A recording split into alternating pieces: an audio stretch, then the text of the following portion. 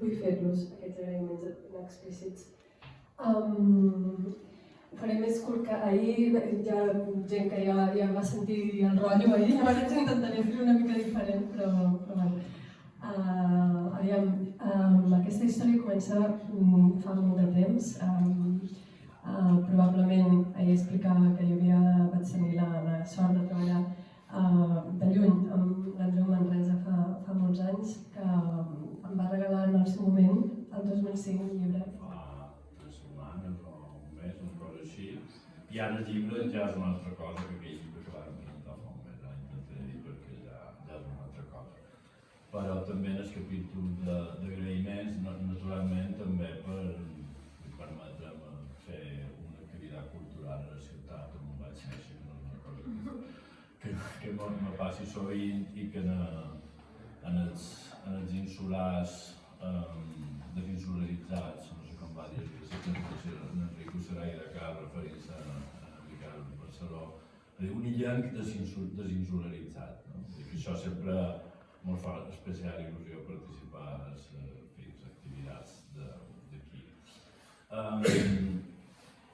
I agrair naturalment a la Colom i a la Margarida Barceló la invitació que me van llançar fa 7-8 anys per escriure, per presentar un projecte d'edició que després no va arribar a sortir, però ja volien que jo fos el presentador de l'obra de Son Pare, tot i sabent que Son Pare ja havien tingut un contacte mínim i que jo no era ni deixeble, ni som historiador, ni érem amics, però vam pensar que jo era la persona adequada per presentar-lo en societat literària. I això també els vull agrair perquè era una aposta molt arriscada, perquè ja saben que m'acosta molt escriure i som un poc lent en l'escriptura, però ja estava mig fet i perquè ja me n'havien encarregat un altre editor, ja ho tenia bastant endavant, però m'ho vaig prendre com una molta responsabilitat. Perdona? No, però això que dic en anglès no va canviar, també vaig dir, això són artigues, això ho tens recollit d'artigues. Clar, bé, està bé, és una manera de llevar-se importància del que has fet, però també no és per una altra banda, perquè si no és de 7 anys, una dota de Feranits és capaç de traduir Robert Graves en català, no està malament, vull dir que ja li pressuposa uns coneixements que no eren els habituals en aquella edat. Vull dir que ell arriba a Barcelona i se fa un nom com a poeta, se fa un nom i és una promesa de la literatura. Aquí trobareu una història que estan citades en les cartes d'en Jaime Gil de Viedma, que li fa com una mica exercer sobre ell una tutela personal y literaria, y digo, yo Miguel ha venido a verme y me ha leído unos poemas de su próximo proyecto, que sería una herejía pequeño burguesas, diu, i està molt bé, està francamente bé. Després hem sabut per un Balucho, per una investigació que ha anat fent ell, que un d'aquests poemes es va presentar a un concurs de la Universitat de Barcelona i va guanyar el primer premi. Publica poemes a la revista Papeles de Sonar Madams, que herejías pequeño burguesas, era així, perquè és que no va veure la llum com a... El caracteritzava que la conquesta havia suposat la destrucció d'una societat indígena, la seva substitució violenta per una altra, però també plantejava que els mallorquins, la societat actual, era fia de la conquesta. D'una banda, ens donava arguments els que defensaven la identitat mallorquina, les arrels catalanes, però de l'altra banda ens fa veure que tot això tenia un revers difícil, un revers que haurien de concebre per allò que era una destrucció d'una altra societat i ens fa veure que les coses que pareixen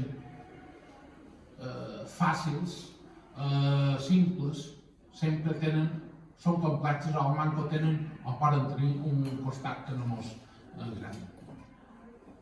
Aquells alumnes també varen descobrir hi havia frases de Miquel Barceló que, llegint les actes d'un congrés que s'ha de formació i expansió del feudalisme català, publicat l'any 1987, descobrien per primera vegada que hi havia historiografies que allò que pretenien era posar falques en el procés de recuperació identitària de Mallorca. Me'n record que referint-se a la... Ho dic de memòria, ja veig que me'n recordaré, que la incomunicació entre la historiografia de Catalunya, València i Mallorca se devia, sens dubte, a raons tèrboles i espanyoles. Eren paraules seves. Clar, en aquells moments va ser quan jo i d'altres, o d'altres i jo, vàrem entrar en contacte amb un historiador que no se'n parlava a la facultat, que per la gran majoria era desconegut i que se va convertir en el seu referent, ell i els seus grups de deixebles. I en relació amb això, i té en relació amb el llibre, jo penso que el llibre, el cercle de Felanitx, en certa manera, és fruit d'en Miquel Barceló, historiador. I ho miraré d'argumentar-me. Però aquests espais a mi m'han aportat moltíssim perquè crec que m'haurà servit per recordar-lo col·lectivament. Perquè tothom t'explica anècdotes, en Jaume ja no m'ha contat coses que tampoc no sabia. Una persona tan difícil de conèixer com era mon pare,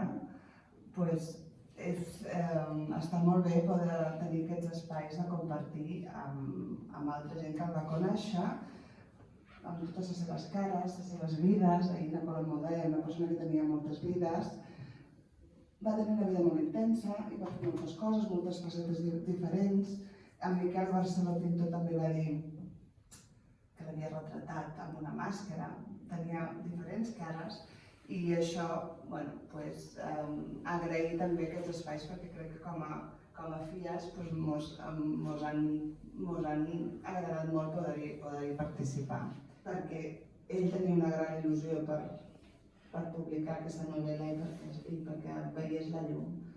Quan ell sabia que s'havia de morir, una de les obsessions que tenia era intentar acabar-la. Per això no podíem dir que estava acabada, perquè era molt evident que ell va lluitar per acabar-la i malauradament no va poder. De tota manera és un privilegi, estan molt contentes les filles, la família, de tenir en un sol volum tota la seva narrativa, quasi tota, recollida, i fer-li aquest homenatge amb tots nosaltres. Moltíssimes gràcies.